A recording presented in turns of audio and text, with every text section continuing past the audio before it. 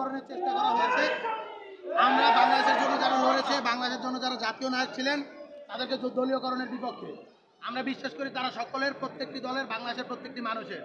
সেই জায়গা থেকে বৈষম্য বিরোধী ছাত্র আন্দোলন, জুলাই বিপ্লবের প্ল্যাটফর্ম, আমরা তার পক্ষ থেকে শ্রদ্ধাঞ্জলি জানিয়ে আমরা যে নতুন রাজনীতির কথা বলছি, আমরা যে বলছি ফ্যাসিবাদী ব্যবস্থার বিলোপ, নতুন রাজনৈতিক বন্দোবস্ত, সেই নতুন রাজনৈতিক বন্দোবস্ত আমরা দেখতে পেয়েছি, আপনারা দেখতে পাচ্ছেন। আমরা বাংলাদেশের সকল রাষ্ট্রনায়ককে, যারা বাংলাদেশের জন্য, বাংলাদেশের দর্শক, বৈষম্য বিরোধী ছাত্র আন্দোলন তাদের সংক্ষিপ্ত সাক্ষাৎকার আমরা গ্রহণ করছি। সেই প্রেসিডেন্ট জিয়া রহমানের শ্রদ্ধা নিবেদন শেষে দোয়া মোনাজাত শেষে বিশেষ সাক্ষাৎকার আমরা গ্রহণ করছি। নভেম্বর সেটা যা শেখায় সেটা হলো গিয়া ছাত্র জনতা, সেনাবাহিনী, তাদের যে আসলে মূল যে লক্ষ্যটা সেটি আসলে এক, সেটি হলো বাংলাদেশের স্বাধীনতা সার্বভৌমত্ব রক্ষা করা, আমাদের দেশের যে জনগণ তাদের নিরাপত্তা নিশ্চিত করা। আমরা দেখতে পেয়েছি জুলাই পরবর্তী সময়ে বিভিন্ন কুচক্রী মহল সেনাবাহিনীকে এবং বাংলাদেশের জনতাকে মুখোমুখি দাঁড় করাতে চেয়েছে।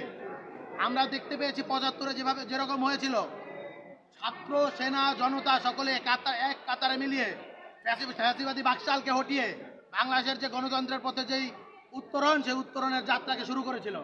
আমরা আবারও সেই যাত্রাকে শুরু করতে চাই এবং সেনাবাহিনী এবং জনতার মাঝে এই দূরত্ব তৈরি করা হয়েছে, আমরা মনে করি এটি একটি ফ্যাসিবাদী ষড়যন্ত্র এবং এই ষড়যন্ত্রকে আমরা পরিহার করতে চাই এবং এই আমরা দূরত্ব কমিয়ে আনতে চাই।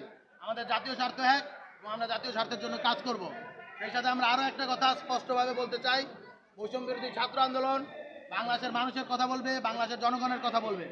আমরা দেখতে পেয়েছি মেজর জিয়া গণভোট করেছিলেন এবং গণভোটের মধ্য দিয়ে তিনি জনগণের রায় নিয়েছিলেন এবং সেই রায়ের ভিত্তিতে বাংলাদেশে একটি গণতন্ত্র প্রতিষ্ঠিত হয়েছিল।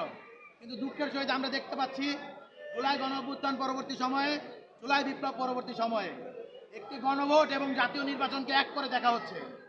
গণভোটে জনগণের রায় আসে কিছু নির্দিষ্ট ব্যাপারে, জাতীয় নির্বাচন জনপ্রতিনিধি নির্ধারণের উপায়, জনপ্রতিনিধি নির্বাচনের মাধ্যম। দুটো আলাদা, দুটোকে আলাদা করে দেখতে হবে।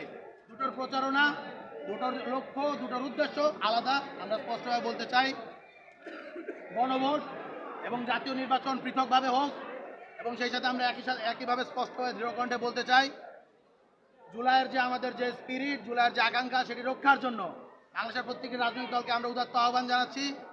ঐক্যমত্য কমিশনের আপনারা সুপারিশগুলো দেখতে পেয়েছেন। আমরা অনেকটাই আসলে ঐক্যমত্য কমিশনের অনেকগুলো সুপারিশেই হতাশ। আর সেখানের ভিতরে অধিকাংশ স্টেক হোল্ডাররাই ছিল না। আপনারা দেখতে পেয়েছেন সেখানে ছাত্র জনতার স্টেক ছিল না, সেখানে শহীদ পরিবাররা কথা বলতে পারেনি, সেখানে আহতদের কথা শোনা হয়নি।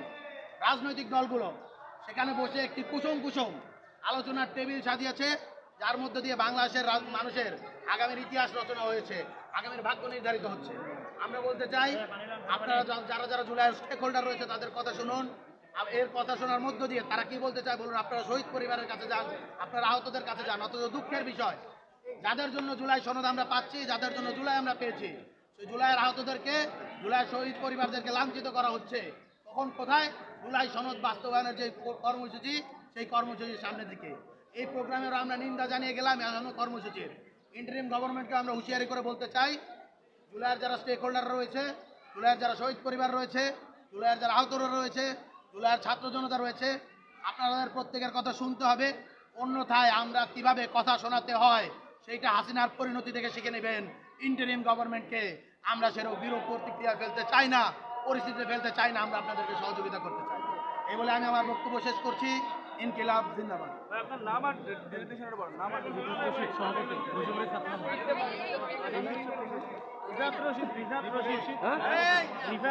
রিফাত রশিদ। ডেজিগনেশন কি?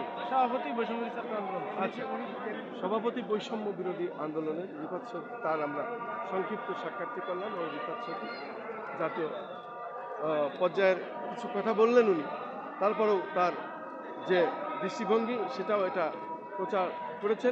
প্রকাশ করেছেন এবং উনি এসেছেন।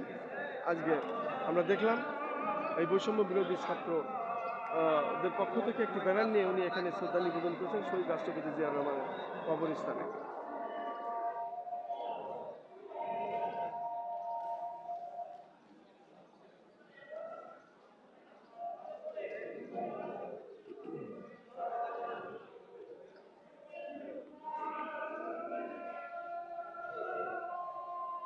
শহীদ প্রেসিডেন্ট জিয়া রহমানের কবরস্থান থেকে আমি খন্দকার আসাদুজ্জামান। 7ই নভেম্বর জাতীয় বিপ্লব ও সংহতি দিবসে সকাল থেকে আমরা এখানে কাজ করছি এবং ধারাবাহিকভাবে প্রচার করে